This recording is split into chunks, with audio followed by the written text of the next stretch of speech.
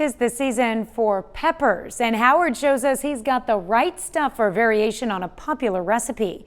We're making Orzo stuffed peppers in the Mr. Food Test Kitchen. It's summer, and that means it's pepper season. Right now, there's such an abundance of them, we hardly know where to start.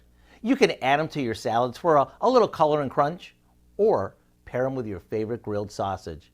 But my favorite way to use them is to stuff them, like we're doing today.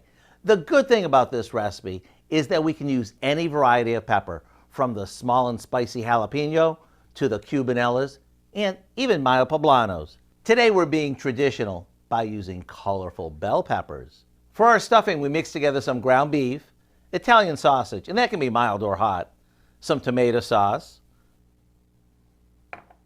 a few seasonings, and some uncooked orzo pasta. Yep, uncooked. Once it's all mixed, we stuff each pepper with some of the filling and into a soup pot they go. Then we'll top them off with a bit more tomato sauce and a little water, cover them, and let them simmer until they're tender.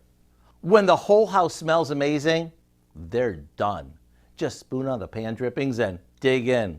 The recipe for our orzo stuffed peppers is online now, so you can enjoy a true one-pot dinner that's done in 3 simple steps.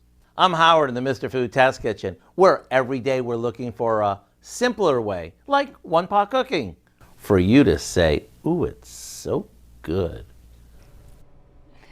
You can find this recipe along with a lot more good food from the Mr. Food Test Kitchen online. Just go to our website at KOAMnewsnow.com.